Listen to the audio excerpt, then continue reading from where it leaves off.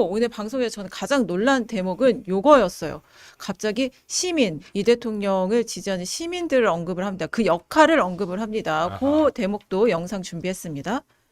저는 사실 대통령이 한참 전부터 너무너무 걱정됐어요. 진짜. 지금도 걱정하고 있고 이제는 마음이 편해졌어요. 이제는 받아들여요. 아, 이렇게 가는구나. 돌아올 수 없구나. 이제 돌아오기 어렵겠구나. 그리고 이 현실을 받아들여야지. 그리고 이것을 현실로 받아들인 조건에서 제가 보는 이 모든 것들에 대해서 비평하는 사람으로서 시민들에게 말씀드리고, 저는 당원도 아니니까 뭐라고 할 방법도 없는데, 민주당 당원들, 지지자들, 이재명 대통령을 그동안에 성원해왔던 시민들은 각자의 입장에서 어떻게 해야 될 것인가를 이제 고민해보자. 더 이상 현실을 외면하지 말고 설마 하지 말고 이것을 현실로 인정하고 그 바탕 위에서 각자의 몫을 생각해봐야 될 때다. 이 얘기를 지금 하는 거예요. 그냥. 예. 저 약간 소름 돋았어요. 이 대통령을 성원해온이라는 이름을 붙이긴 했지만 이 시민들이 이 대통령이 지금 잘못된 길로 가고 있는데 어떻게 해야 될지 우리가 고민해야 돼. 사랑한다고. 해야 된다고요? 아 근데 이거 심각한 문제예요. 아. 사랑한다고 아니야. 예, 이거. 아니에요. 네, 그러면서 국민이 합니다 얘기를 해요. 자, 선동이에요. 그러니까 그럼 자 이제 유시민은 이재명 대통령을 포기했다는 얘기예요. 맞아요. 네, 네. 그리고 헤어질 결심을 받아들인다. 했다는 거예요. 네, 자, 헤어질 결심했다. 다음 단계는 뭐예요? 나는 이제 이재명 대통령하고 헤어질 결심을 했기 때문에 그러면 내 편을 더 모아야겠다. 그래서 나는 시민들에게 지금 이재명 대통령이 뭐가 잘못됐어요라고 난 최대한 알릴 거야. 자, 그러면 알렸다고 칩시다. 그래서 그 주장에 동의하는 사람들이 많아졌다고 칩시다. 그럼 이제 그거 어떻게 할 거냐고. 그러면 그게 뭐 창당입니까? 정말로? 그게 분당입니까? 그러면 과연 그런 시나리오로 간다고 했을 때 우리 진영이 다음번에 정권 재창출할 수가 있습니까? 그게 저는 오히려 위험하고 어렵다고 보고. 그러니까 과거에 유시민 전 의원을 향해서 이런 말 많이 했어요. 저렇게 올바른 소리를 저렇게 기분 나쁘게. 사실 더 다른 표현이었지만. 올바른 네. 소리도 아니고요. 저분의 특징을 보시면 돼요. 저분은 민주당이 야당일 때 탄압받을 땐 나서지 않아요. 신경 안정제가 돼갖고 싸우지 마세요. 굳이 저분들이랑 싸울 필요 없어요 하면서 해소를 해줍니다. 오히려 그럴 때 저렇게 강력하게 얘기를 해서 나가야 됩니다. 국민 여러분 우리 의지를 모아갖고 앞으로 나가야 됩니다라고 얘기해야 돼. 어른 역할을 해야 될 사람이 그때는 괜찮아. 윤석열이 돼도 나라 안 망해. 괜찮아 이렇게 하고 우리가 여당일 때 나와갖고 항상 저렇게 사람들을 모아요. 그러니까 정당이 항상 6번 이상 깨지고 당적을 바꾸는 거거든요. 괜히 저분이 정당 브레이커라는 별명이 있는 게 아니에요. 뭐 네. 해야 한다는 뜻이에요? 저희 정기 개편이라는 게 결국 우리 정광재 대변인님도 여기서 자주 얘기하셨던 분당 얘기입니다. 열린 우리당 모델 얘기를 하는 거고. 지금 우리 떨어져 나가야 된다는 또 얘기를 하는 하자는 거예요? 거예요. 그러니까 헤어질 결심에 대한 얘기를 하는 건데, 저는 이제 강성필 대변인 입장에서는 이렇게 분당이나 그런 이제 분열되는 것에 대해서 이제 걱정하실 텐데, 저는 헤어질 결심 해야 된다고 생각해요. 같이 할 수가 없습니다. 노선적으로. 그리고 자완투수라고 주장하는 조국당 쪽으로 가시면 돼요, 그분들이. 근데 그거를 사실 무섭죠. 어떤 게 있을지 모르고. 그러나 저는 거기에 대해서 마크롱 모델을 참고하든 뭐 어떤 모델을 참고하든 중도와 중원과 오른쪽에 더 상식적인 시민들이 있다는 걸 믿고 가야 된다고 생각해요. 그러니까 그 정도 각오를 이재명 대통령이 하니까 이 정도인 거고, 유시민 작가는 실제로 그럴까 무서운 겁니다. 그동안 잡아놓은 물고기가 밖으로 나갈까 봐. 이 방송을 이재명 대통령도 언젠가 보겠죠? 보지 않을까요? 네. 어떻게 생각하세요? 이 방송을 이재명 대통령이 볼 겁니까? 못 저 겁니까? 말할 수 인간은 없습니다. 제가 생각하기에 이재명 대통령 보라고 하는 얘기 아니에요? 어. 자기가 개인적으로 사적인 자리에서는 얘기 안 한다. 이거 유시민 우리 방송 작가요? 말고 매불쇼. 유시민 작가요? 우리 방송을 뭐 이재명 대통령이 뭐 볼 수도 본다고 있죠, 생각하지 왜. 않지. 근데 왜 지금 사장님 매불쇼 표정이 따뜻하게. 김시민 작가 방송분을 아. 오늘 밤에 이재명 대통령이 보겠습니까? 안 안 보겠습니까? 받겠어. 먹겠죠. 본다고 봐야죠. 네. 그럼 헤어질 결심 했나 보다. 그러면 이제 탕웨이처럼 내가 그렇게 나쁩니까? 이거 한번 물어봐야죠. 나는 붕괴됐어요. 마침내. 네, 마침내. 근데 이재명 대통령이 이 방송을 봤을 때 네. 유시민 작가가 한 얘기가 정말 나 잘 되라고 이렇게 고언도 맞지 않는구나. 이렇게 막 화살 맞아가면서 나 잘 되라고 하는 얘기구나. 이렇게 생각할까요? 아니면 아 기분 참 못 갔네.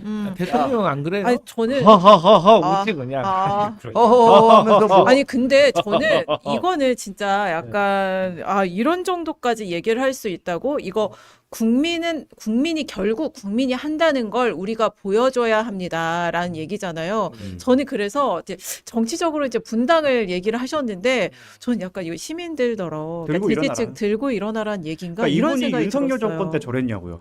아. 윤석열 정권 때 안 그랬다니까요. 음. 윤석열 정권 때 오히려 윤석열 칭찬하는 요즘 영상 많이 돌아다니고 있고 심지어 매불쇼 나가서 그런다고 안 변해요. 나라 안 망해요라고 네. 하면서 오히려 매번 신경 안정제였다가 우리가 정권을 잡았을 때 우리가 그리고 개혁을 추진해야 할 때 항상 저렇게 나서신 분이에요. 저분의 역사를 한번 찾아보시면 이렇게 한 다음에 분당을 시켜갖고 자기가 포션 가져가고 선명성 경쟁하고 네. 이런 저는 과거가 있었기 때문에 제가 계속 파묘를 해야 된다 이러는데 저는 이제 파묘를 그치는 이유가 있어요. 더 이상 이분은 논리로 말하지 않는다. 일방적 주장만 하고 있기 때문에 저는 네. 이번 매불쇼가 큰일 했다고 생각합니다. 그러니까 검찰 보안 수사권 관련해 갖고 사연벙을 해갖고 정말 네. 국민적 여론을 바꿨지만 이제 그 과거 686 기득권 세대들이 해오던 전략이 이번에 민낯을 드러냈다고 생각해서 이번 기회에 이제 민주진보 진영에서 저게 안 먹히구나를 보여주는 상징적인 날이 될 그럼 거예요. 이렇게 유시민 작가가 매부쇼에 다시 나와서 이제 다스베이다에서 편집당한 거 다시 무삭 재판으로 이렇게 풀 버전으로 얘기를 한 것은 일종의 선동인데 그 선동은 먹히지 않을 것이다. 그리고 저는 이게 개인적으로 내일 매불쇼에 누가 나올지가 궁금해요. 금요일 날 제가 쉬거든요. 네. 재헌절이라고. 네, 네. 아, 네. 저는 아쉽다. 수요일 날 이제 오늘 녹화본이 나갔기 때문에 과연 내일은 누가 나올 것인가? 왜냐하면 이거에 대해서 매부쇼에서 또 다루겠죠? 아니 지금 온 그 레거시나 뭐 유튜브에서 이렇게 다 얘기를 하고 있는데 네. 그 안 하면 되나요? 그게 또. 아니 근데 그 의미에 대해서 조금 더 물어봤으면 싶더라고요. 이 마지막 결국은 국민이 한다 그 이재명 대통령의 그 책까지 거론을 하면서 이 시민들이 이걸 인정을 하고 각자의 몫을 생각해 보자. 이 말의 구체적인 뜻이 뭐냐? 제가 그런 거 얘기할 때 제가 자주 드리는 말씀이 딱 들어가지고 미안한 마음이 들잖아요. 그러면은 그것은 비판인 거예요. 비판으로 받아들였기 때문에 미안한 마음이 든 거야. 내가 좀 돌아봐야 될 부분이 있구나. 근데 딱 들었을 때 빈정상하잖아요. 그럼 비난받은 거예요. 상대 얘기를 듣고 예. 뜨끔하면 그러니까 그건 유시민 비판. 전 의원의 이 방송을 보고 이재명 대통령께서 좀 미안한 마음이 들면 그거는 유시민 전 의원이 비판했다고 볼 수가 있죠. 네. 그런데 내가 아까 이재명 대통령이 본그 뭐 어떤 반응을 보일까 하니까 허허허. 그러니까 모르는 거지. 안 가봤으니까. 제가 생각하기에 기분 굉장히 나쁠 것 같아요. 네. 그래서 뭐 날 가리키려 드는 거야? 음. 진짜 언제까지 내가 자기 뭐 밑에서 이렇게 뭐 어려움 있으면 가서 이거 어떻게 하면 좋을까요? 이런 상대로 생각하는 거야?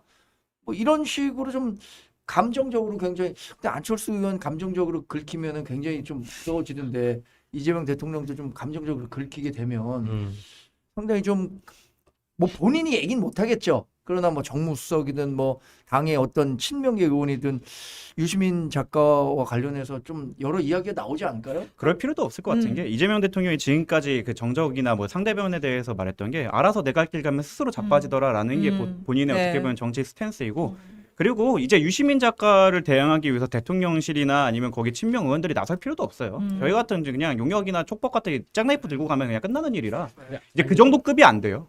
그러니까 이게 그 정도 급은 점점 안 될 건 맞고, 근데 저 말씀을 한 3가지 정도 의미가 있을 것 같은데, 네. 일단 1번 저항권에 대한 국민적 저항에 대한 선동이죠. 아주 정치학 전공자의 이제 뭐 논평 나오고 저항권이 뭐 있습니다. 대단하지 않습니다. 그 다음에 두 번째 좀 자포자기적 성격도 있을 것 같아요. 이게 한 발 빼는 이제 국민들이 좀 알아서 해주십시오라는 것도 있는 것 같고, 마지막으로는 두려움이라고 생각합니다. 정계 개편이 정말 성공할까봐.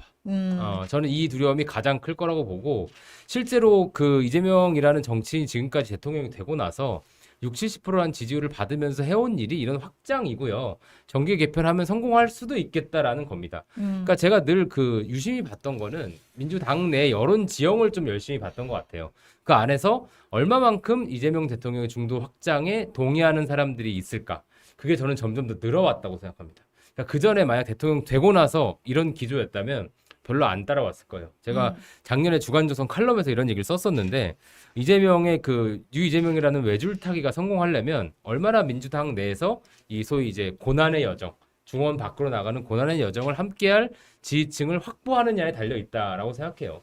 근데 지금 1년 동안 차곡차곡 쌓은 겁니다. 그 전에 나가자고 했으면 한 10명 따라 나갔을 거예요.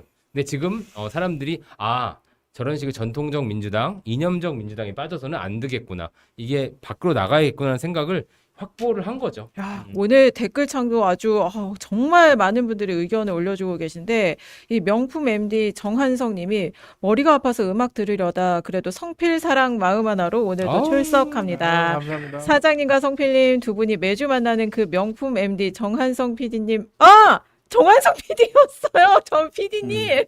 PD 맞고요. 누구예요? 정치쇼 정 PD 팬이라. 정한성 PD의 팬. 정한성 PD의 팬이라서 닉네임을 이렇게 지었어. 아유, 감사합니다. 네. 해피님이 유 촉새는 오늘 울 대통령님에게 망하라고 저주를 퍼붓던데 죄 받는다 촉새야 보내주셨고 근데 오늘 여러분 동접 10,000 돌파했습니다. 여러분 좋아요 눌러주세요.